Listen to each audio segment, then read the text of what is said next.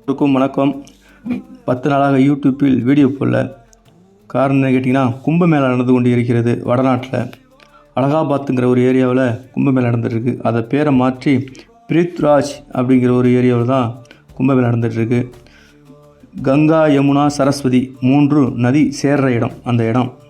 அந்த இடங்களில் யாரெல்லாங்க போய் குளிச்சுட்டு வரலாம் பார்த்தீங்கன்னா, நம்ம 1000 கோடி மக்கள் நம்ம வாழ்ந்து கொண்டு இருக்கிறோம். இந்த 1000 கோடி மக்கள் அங்கே போய் குளிச்சுட்டு வரலாங்க.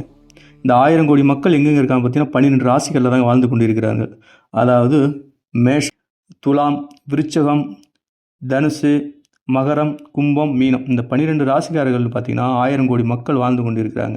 இந்த 12 ராசிக்காரர்களுக்கும் நம்மளுடைய பால்கடல் கடைஞ்செடுத்து அமிர்தம் எடுத்த இடத்திற்கும் இந்த ராசிக்கும் சம்மந்தம் இருக்குது. காரணம் கேட்டால் அசுரகுரு, தேவகுருன்னு சொல்லிட்டு 2 குரு இருக்காங்க. அதுக்கு பிறகு தேவர்கள், அசுரர்கள்னு சொல்லிட்டு 2 பேர் இருக்காங்க. அதில் 9 கிரகங்கள் இந்த 12 ராசி கட்டங்களில் தான் இருக்கிறது.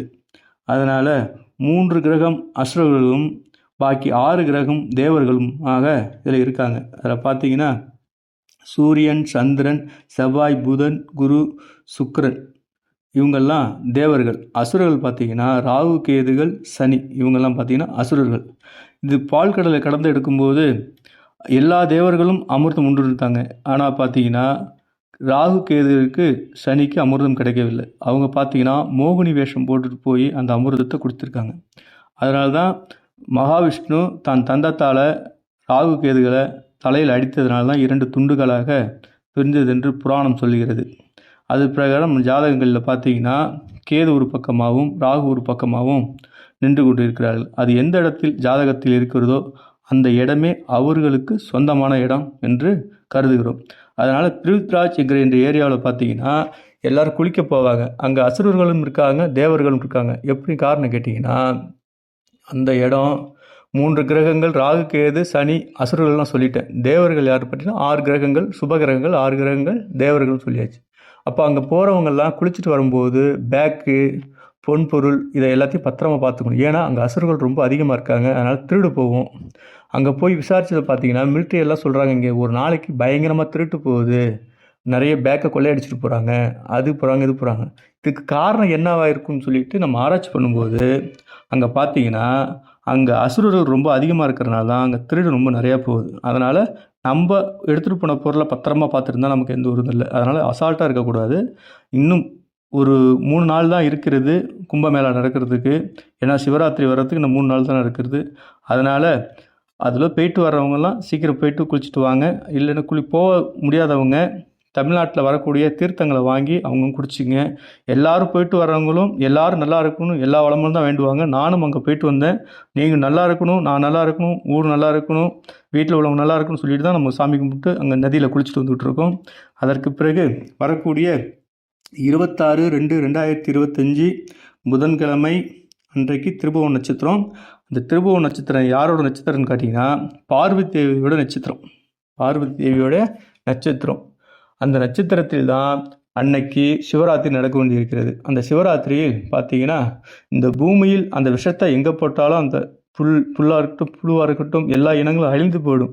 அதனால் தேவர்கள்ட்ட போய் கேட்டால் அந்த விஷயம் யாரும் குடிக்க மாட்டார்கள். பிரம்மட்ட போய் கேட்டால் அந்த விஷயம் யாரும் குடிக்க மாட்டாங்க. மகாவிஷ்ணுப்பட்ட அந்த விஷயம் யாரும் குடிக்க மாட்டாங்க. அப்போ யார் இந்த விஷயம் குடிப்பான்னு கேட்டிங்கன்னா நம்மளுடைய சிவபெருமான் தான் அந்த விஷத்தை குடிப்பார். குடிக்கும் போது பார்வதி தேவிக்கு தெரிஞ்சு வந்து நின்று தன் தொண்டையை கையால் வைத்து பிடித்து கொள்கிறாங்க. ஏன் உடலுக்குள் இறங்கினா சிவபெருமான் இறந்து விடுவார் என்று. அன்றைக்கு தான் சிவராத்திரி என்று 5 கால பூஜைகள் செய்ய வேண்டும் என்று. அன்றைக்கி விடிய விடிய தூங்கக்கூடாது யாரும் அப்படின்னு தான் 5 கால பூஜைகள் நடந்து கொண்டு இருக்கிறது. அந்த யாரெல்லாம் இந்த 5 கால பூஜைகள் கண்டு இருக்கிறாங்களோ அவங்களுக்கு ஆயுள் காலங்கள் ரொம்ப நீடிக்கும்.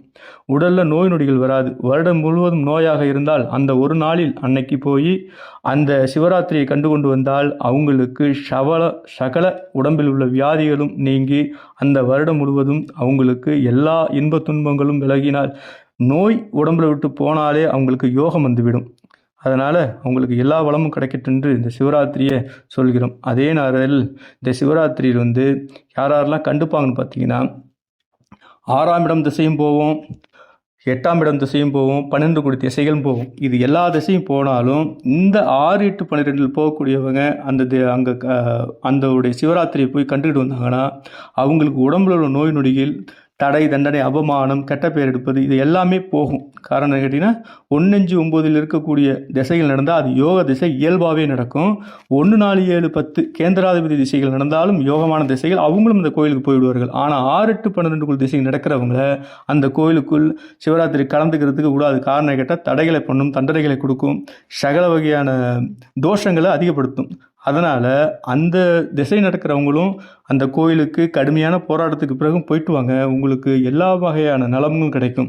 அதற்கு பிறகு பிரித்வாஜ் என்கின்ற ஏரியாவில் இந்த ஆலகண்ட விஷம் சிவபெருமான் கொடுத்ததுனால அந்த இடத்துல போய் குளிச்சுட்டு வர்றதுனாலையும் மகா பாவம் போக்கும் என்று புராணம் சொல்லுது. அதனால் இங்கேருந்து வசதி உள்ளவங்க, வசதி இருக்கிறவங்க அப்படிலாம் கிடையாது, யார் வேணாலும் போகலாம். போகக்கூடிய சூழ்நிலை இல்லாதவங்க வரக்கூடியவங்கள்ட்ட தீர்த்தத்தை வாங்கி குடிங்க, சாப்பிடுங்க, அவங்களுடைய கால்களை பிரார்த்தனை பண்ணிங்க. அவங்களுக்கு என்ன பாவம் புண்ணியங்கள் எவ்வளவு கிடைக்கிறதோ அந்த அனைத்தும் உங்களுக்கும் கிடைக்கும். அதுக்கான எல்லா வகையான யோகங்களையும் அந்த நதிகள் எல்லாருக்கும் கொடுக்கும். அதனால் இதோடு இந்த நிகழ்ச்சியை முடித்துக்கொள்கிறேன். நன்றி, வணக்கம்.